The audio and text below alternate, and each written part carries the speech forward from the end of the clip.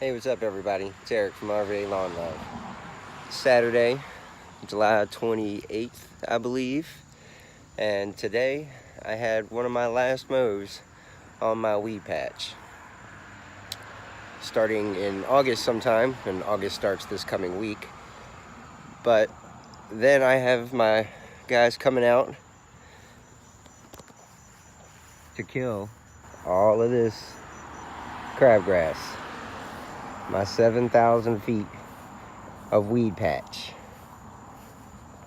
So, but looking good.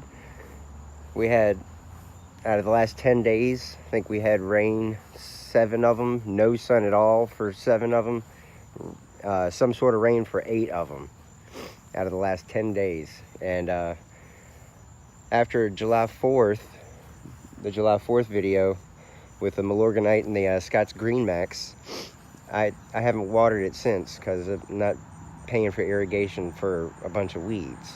So I just let it brown out, and it had been really, really dry. So this last week of rain really brought it back. I mean, you can see how green it is.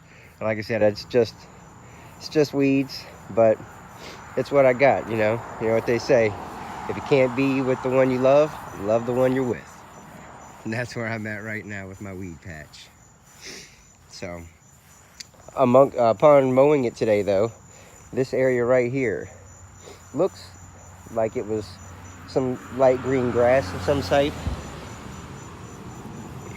And I've been thinking it was anyway. I thought it was maybe something that they threw down, you know, like this over here, this baby grass.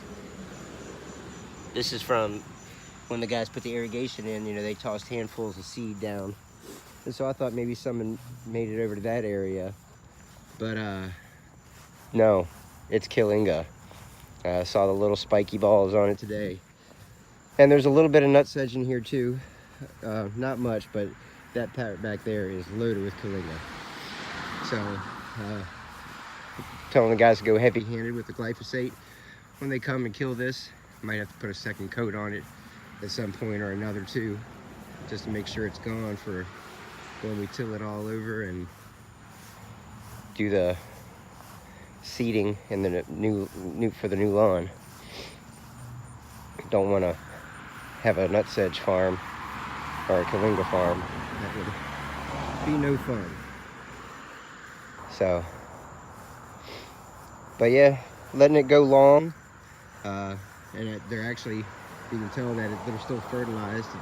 It's blue in spots. I don't know if you can tell, but like I said, when I was trying to put down that Green Max, the fertilizer was kind of damp and it wouldn't go through my spreader. So I was just kind of putting it in a solo cup and just chucking it about randomly. So you can see some streaks and whatnot from it. But all these weeds are now fertilized. They're obviously growing strong. This stuff is thick today, really thick, hard to cut.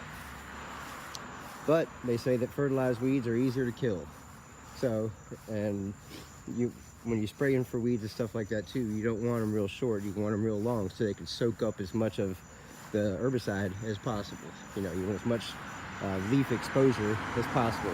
Similar to like when you want your grass to grow, it makes sense for cool season grasses like fescue to have longer blades of grass because that's more surface exposed to the sun that can soak up the sun's energy, create photosynthesis, which feeds the plant, makes it grow, makes it pretty.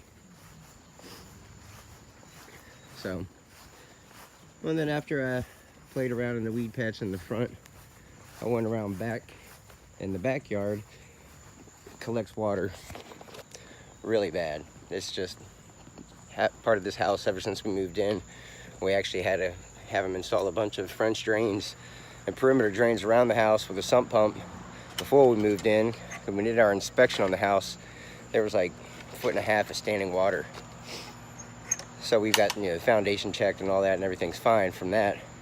But remember when I did that Scott's Easy Seed back near the trampoline, and I was telling you that the front area was a constant marsh, like that area is back there, and I got grass to grow in it. But after mowing it today, you can see what I'm talking about.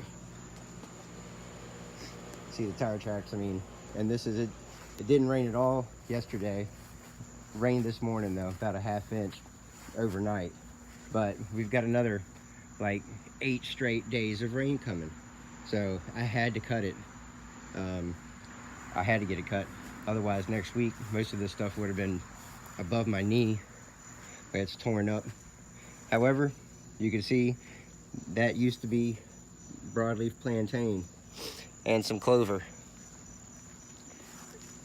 It's all checked out. Yeah.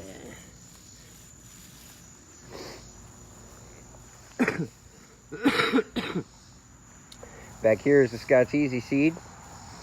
I didn't cut this. I just cut around this area.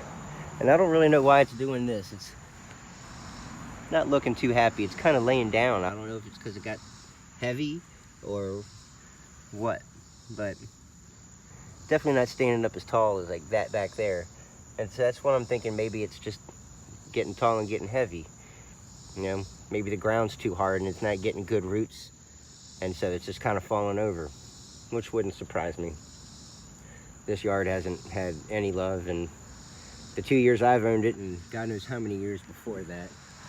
So this place was foreclosed on and was falling apart. Somebody bought it and put a bunch of money into it, and we stole it from them, basically. We got a good deal in this house, so. However, upon cutting this today, I realized, I don't know why I haven't realized it earlier, but most all of this right here is crabgrass. And you can tell where some of it's getting red. I don't know if it's showing up on the phone or not.